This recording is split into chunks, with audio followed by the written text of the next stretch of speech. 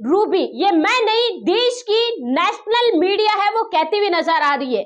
मेरठ के अंदर जो घटना हुई, एक दलित मां की हत्या हुई, दलित बेटी का अपहरण हुआ, उसे नेशनल मीडिया अलग ही रूप देती हुई नजर आ रही है, अलग ही रूप देने की पूरी कोशिश करती हुई नजर आई। यहाँ पर नेशनल मीडिया के जो न्यूज की हेडलाइन देखिए आप क्या है कि अपनी मर्जी से यहाँ पर पारस संग भागी थी रूबी, इस तरह की हेडलाइन है वो बनाती हुई नजर आ रही है।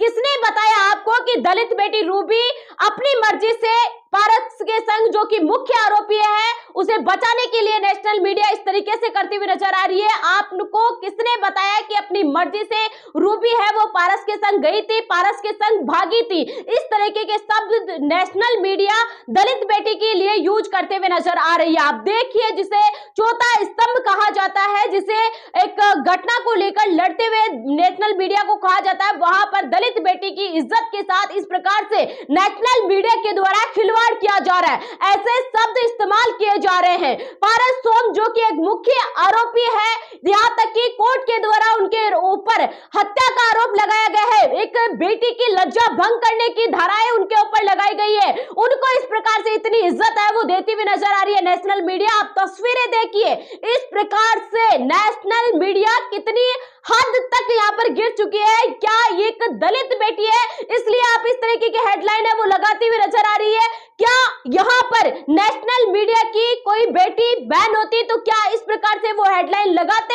यहाँ पर दलित बेटी है इसलिए वो इस तरीके की हेडलाइन है वो लगाते हुए नजर आ रहे हैं। आप हमारे साथ देखिए किस प्रकार से हेडलाइन है वो लगाते हुए नजर आ रहे हैं। पूरे प्रेम प्रसंग की कहानी पता चल गई। बता दी किसने भाई आपको प्रेम कहानी, ये तो बता दीजिए। अभी तक ना ही किसी भी प्रकार से पारस सोम के द्वारा कोई बयान है वो सामने निकल कर आए हैं, उनके बयानबाजी हुई है, पारस सोम के ऊपर आरोप लगाए गए हैं, इसीलिए उसे जेल के अंदर 14 दिन की न्यायिक हिरासत के अंदर भेजा गया है। दलित बेटी रूबी को परिवार को सौंप दिया गया है और साफ तरीके से फिलहाल के लिए वो परिवार के साथ मौजूद है और उस बेटी ने पूरी आपकी कहानी बताई, वो रोती रही, वो बोलती रही। रूबी ने पूरी तरीके से बताया कि किस प्रकार से उसके साथ घटनाक्रम हुआ, कैसे उसे तमंचे के साथ उसे किडनैप किया गया, उसका अपहरण होता हुआ नजर आया, उसकी मां तड़प रही थी। उस वक्त रूबी को खींचकर पारस सोम अपने साथ तमंचे की नोक के ऊपर लेकर गया, लेकिन नेशनल मीडिया उसकी हेडलाइन क्या बना रही है कि रूबी दलित बेटी है और वो पारस के संग भाग गई थी।